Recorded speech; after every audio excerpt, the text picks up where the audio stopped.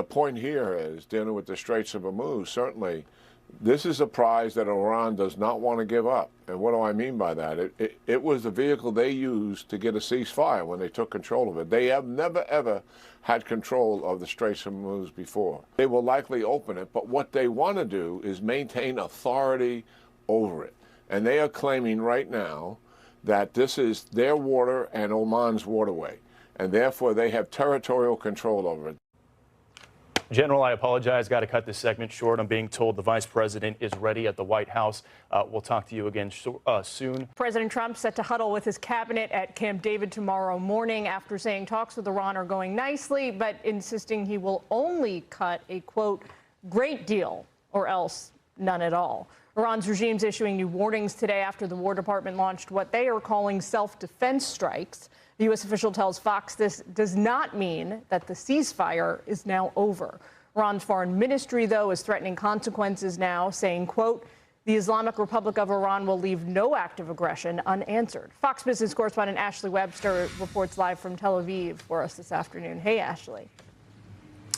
Hey there, Gillian. Indeed, U.S. Central Command says it launched those self-described self-defense strikes in order to protect U.S. troops from Iranian forces. Later in the day, CENTCOM put out a statement that said, in part, that the targets in those strikes included missile launch sites and Iranian boats attempting to, what it says, emplace mines. U.S. Central Command, it says, continues to defend our forces while using restraint during the ongoing ceasefire.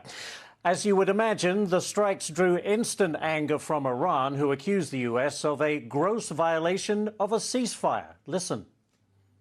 It is not the first time we are witnessing these contradictions from the United States. In fact, one of the problems in our negotiations is these inconsistencies and contradictions in their behavior. This is not a new issue. Iran is also vowing to leave what it says no act of aggression unanswered, adding that America will no longer have a safe haven in the Middle East.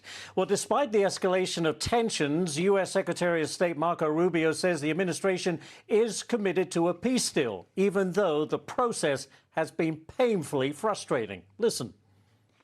And it's going to take a couple days to settle on even down to the disagreements over a word, sentence. So we'll have to work through that. If there's going to be a deal, we're going to have to work through that.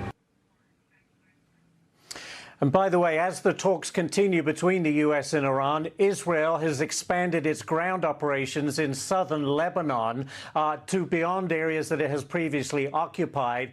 Israeli Prime Minister Netanyahu saying they are picking up the pace of their military operations to root out Hezbollah militia in the region. Gillian, back to you. All right, Ashley Webster in Tel Aviv for us today. Thank you. Let's go ahead and bring in retired Vice Admiral Mark Fox. His nearly 40-year Navy career includes service as Commander, U.S. Naval Forces Central Command. Sir, thanks for being with us this afternoon. Notably, these strikes targeting Iranian assets come literally as President Trump, Secretary Rubio, as recently as 2 days ago, were touting progress with diplomacy. Forward movement on the talks. I was with Secretary Rubio covering his visit to NATO in Sweden. He told me that all signs were a go. He wasn't, sunshine and roses, but he said there is some real movement here. It is good to see. How do you square that with yesterday's strikes? I can't. I think that the Iranians are playing for time. They continue to do this. Putting mines in the water is not exactly non-provocative, and I think that we should be really on our game here in terms of having an unblinking eye and having ordnance in the air, and anytime a small boat goes out or any kind of nefarious activity, we should be able to stop that. I think that we should be a lot more direct in this, and I just don't see how this, quote, deal is going to materialize with the intransigence and the unwillingness of the Iranian regime to work with us.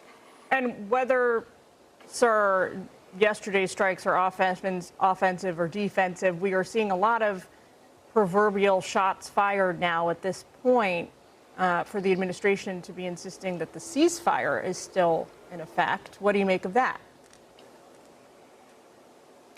Well, a ceasefire is a relative term. When you're expending ordnance against people who are laying mines, or when they're shooting at our ships at the time and at the place, there's not a ceasefire when you're defending yourself or when you're preventing the Iranians from putting mines into the water. So my personal opinion is they only respond to overwhelming force, and I don't see how in the world we can go forward with a real deal. I don't see any indications that the Iranians have accepted any of the conditions that we set at the beginning of this campaign, to say no nuclear weapons, no ballistic missiles, and so forth. So we'll just have to see how it plays out and stay on guard. General Jack Keane appears to agree with your perspective, at least in terms of the regime responding only to overwhelming force. Here he is in our air earlier today. Get your reaction. The regime is intact. The hardliners are in control. They're all about recovery now. And they want to, I'm sure inside their circles, they haven't changed their goals one bit. They still want to be a nuclear power at some point. They're going to deny they're interested in it. They want to try to recover their ballistic missile programs. We got to put together a deal that stops them from doing that. The leverage of reattack, I don't think, is anywhere near as strong as it once was. What do you say to that, Admiral? He and I are on the same page. I see it pretty much exactly the same way. What do you make about the president's comments the other day that on Truth Social seemed to allude to the idea that this so-called nuclear dust, this is